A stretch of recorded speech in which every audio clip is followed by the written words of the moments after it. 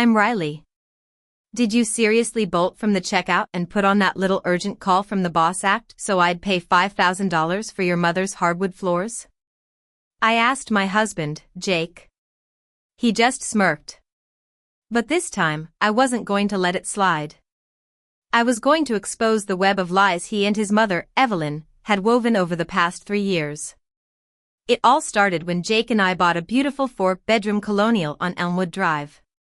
I was a 32-year-old marketing manager at a well-known firm, earning a good salary. I'd received an inheritance from my grandfather, and I used 65% of it for the down payment on the house.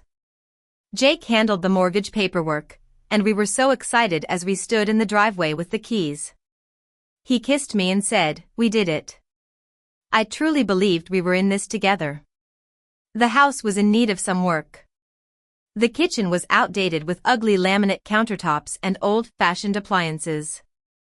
The bathrooms were small and shabby, but I saw the potential. I started planning the renovations right away. I wanted to restore the original hardwood floors on the first floor, which I knew were hidden under the old carpet. Evelyn came to visit us for Christmas that first year. She was a tall, imposing woman with a sharp tongue and a penchant for getting her way. She wore a fur coat and diamond jewelry, acting as if she owned the place. She walked through the house, making snide comments about the decor. "These floors are a disgrace," she said to Jake, while I was standing right there. "You should do something about them before it's too late."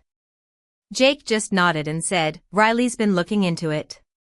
Evelyn gave me a cold look, as if sizing me up. "Of course she has," she said, her voice dripping with sarcasm.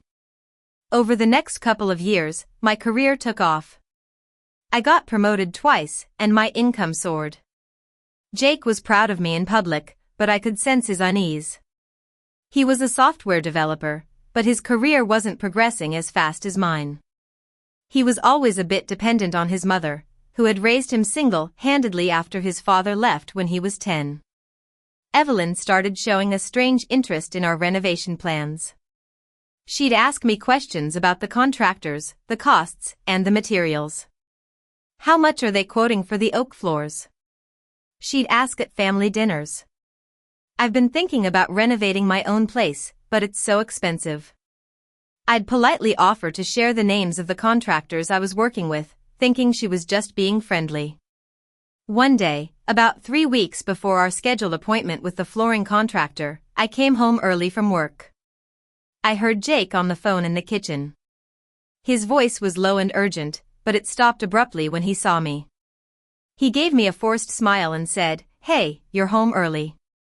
He then quickly ended the call and went into the living room.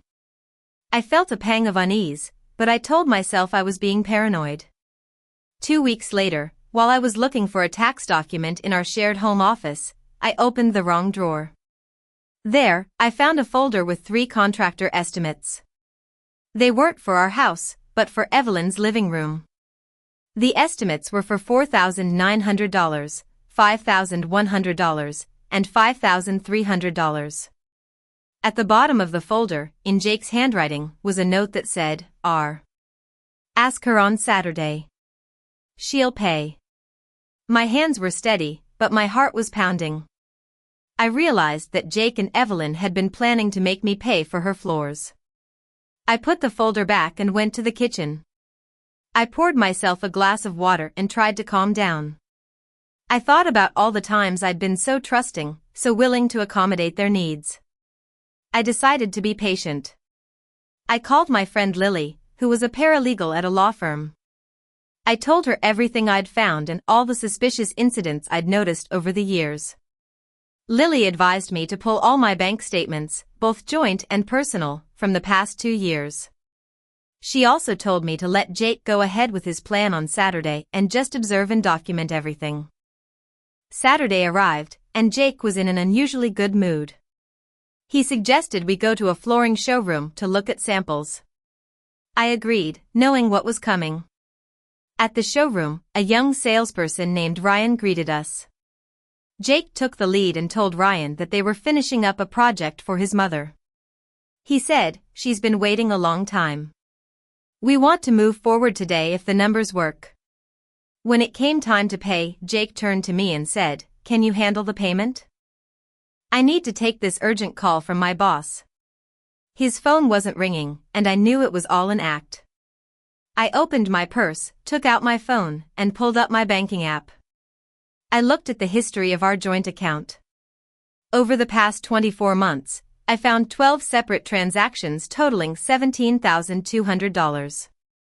3 of the amounts, totaling $9,100, were clearly payments to contractors working on Evelyn's property.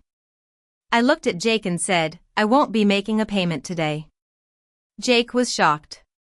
He drove us home in silence. When we got home, I confronted him. "How much have you taken from the joint account for your mother?" I asked. He was quiet for a long time. Finally, he said, "She needed the money. Her place was in bad shape." I was furious.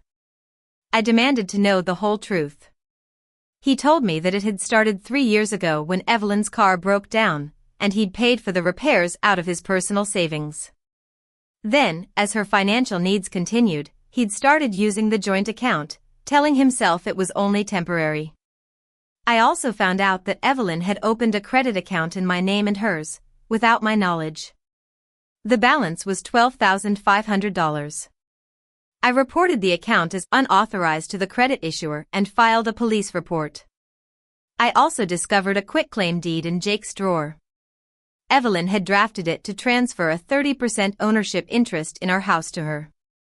Jake had kept it, thinking he might need to use it someday to protect himself. I called Evelyn and told her to come to our house the next day to explain herself.